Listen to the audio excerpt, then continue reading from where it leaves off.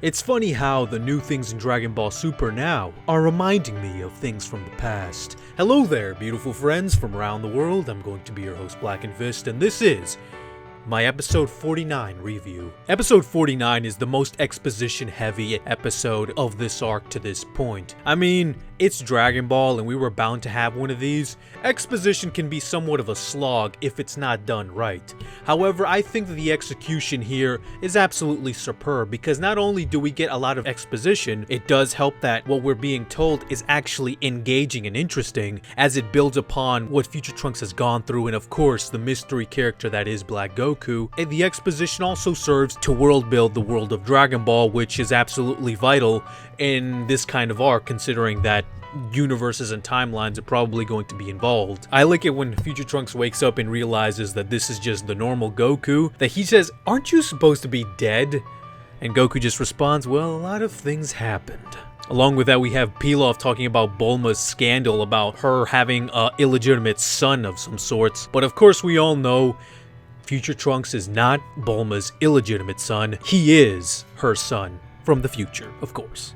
Our attention turns to Future Trunks' time machine, and of course with Pilaf being here, he concocts a very Pilaf plan to use the time machine to retrieve a coin that he lost a long time ago. At least you gotta admire that he has his priorities straight. But Bulma quickly learns that the time machine only had enough fuel for a one-way trip, and of course she's gonna have trouble knowing how to operate it as she's not the one who built it, or at least she hasn't built one yet, so you know. Fortunately for her, her future self left a note, an entire book, probably detailing how time travel works. Beerus's reaction is somewhat interesting. Beerus and Whis are both very surprised to know that humans were able to construct a time machine, and Beerus immediately wants to destroy Bulma's time machine. Of course, Future Trunks begs Whis not to let him do it, but that's actually an insight to how everything in the Dragon Ball world works, because previous to this, only the Galactic King and Jaco, by extension, have said that it's been against the rules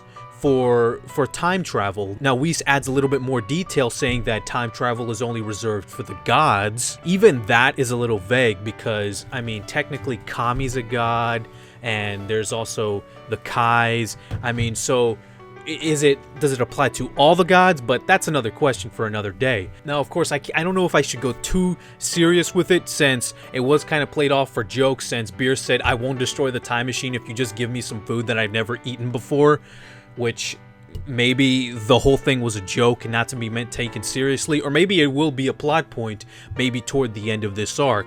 Perhaps it's foreshadowing. We'll see. Now, one very interesting thing that was revealed in this episode was when Vegeta asked Future Trunks how he dealt with Buu, Future Trunks actually gave him an answer and we actually got a flashback. Now, people for years have been wondering what happened during the Buu arc during Future Trunks' timeline. There have been many theories in the past. Well, we finally got a concrete answer, at least for Super. To make a long story short, it seems that the Supreme Kai's gave Future Trunks guidance in order for him to defeat Deborah and therefore kill Babidi, not allowing them to resurrect Majin Buu. Now, I'm about to go in my nitpicking mode, but I feel that it's somewhat justified. It seems a little strange to me that the Supreme Kais would only give Future Trunks guidance in order for them to defeat Babidi and Deborah, because it's very clear from our timeline that the Supreme Kais were extremely invested themselves in the defeat or the stopping of the resurrection of Majin Buu. So it's kind of weird that the Supreme Kais didn't really play a role in Future Trunks' time. They only did it from a distance. Does it really matter? You know what? To Toriyama, it probably doesn't. He doesn't care. So sometimes I wonder, why should I?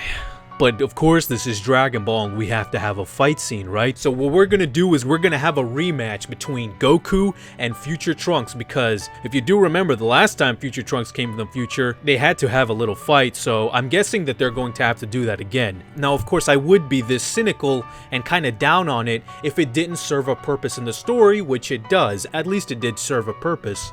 The reason Goku and Trunks are fighting again is because Goku wants to gauge how strong Black Goku is. In in order to do that, or at least get a ballpark estimate, he wants to see how strong Future Trunks is himself. And this is when we learn that Future Trunks can transform into a Super Saiyan 2.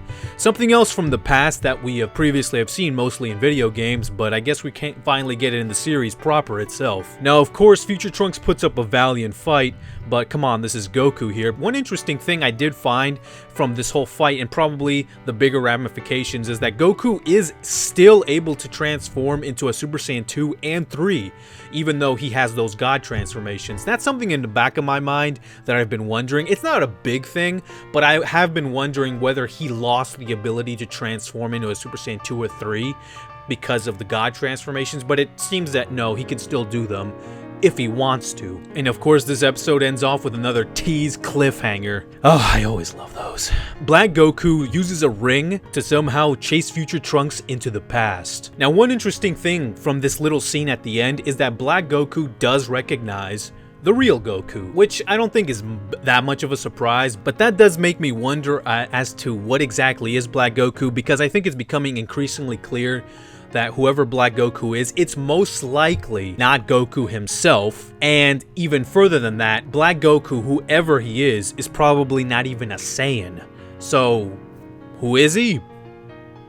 Well, if you really want to know, go read on the internet, because the internet's always right. But that has been my review of Dragon Ball Super episode 49. It was an exposition episode, but I'm not saying that as an insult or to down this episode, because the exposition was delivered to a point where it served the characters and it served the world. Not to mention that I'm just loving the story of this arc. It's intriguing, it's got me hooked, and I'm hoping that the arc continues to do that throughout the entire story, and it doesn't drop off at some point. But if you enjoyed this video, guys, please subscribe to the channel, as I will be bringing you more Dragon Ball Super episode reviews in the future, as well as my other excellent Dragon Ball segments. But until next time, guys, I'm Blackenfist, and I'm always be out, man.